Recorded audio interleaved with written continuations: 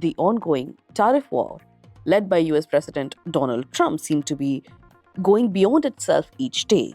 In its latest tariff update, the Trump administration in the United States has imposed duties as high as 3,521% on solar imports from Southeast Asian countries.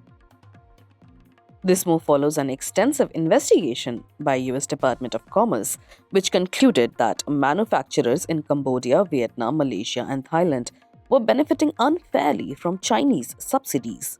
These companies, it was alleged, were selling solar cells and panels in the US at artificially low prices, a practice known as dumping.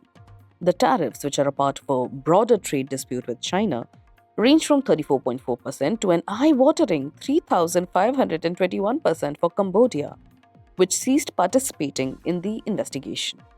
Companies from Vietnam, Thailand, and Malaysia face tariffs of 395.9%, 375.2%, respectively.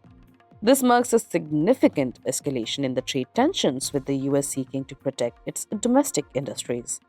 These tariffs are on the top of the existing 10% baseline tariff that President Donald Trump has already imposed. The action comes after a year-long probe into claims by American manufacturers. These producers argued that Chinese companies had moved their operations to Southeast Asia to circumvent tariff imposed during terms first Trump back in 2016 to 2020, thus continuing their unfair trade practices.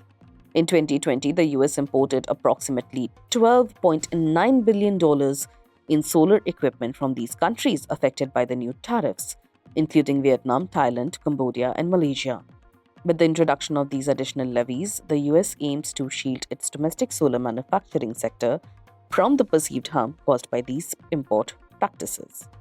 Tim Brightbill, co-chair of the International Trade Practice at Wiley, described the new tariff as a decisive victory for American manufacturing. He went on to say, quote, "The findings of US probe confirm that what we have known for long. Chinese headquartered solar companies have been cheating the system, undercutting US companies, and costing American workers their livelihood." The investigation, initiated by the Biden administration, followed a petition from the American Alliance for Solar Manufacturing Trade Committee, which represents major companies such as First Solar and Hanwha Q Cells. These companies have long sought to challenge the dominance of foreign solar manufacturers in the US market. This tariff move adds to the mounting trade tensions between US and China, which had retaliated by imposing its own tariffs on American goods, a whopping 125%. As these tariffs continue to grow, these tariffs seem to continue to grow.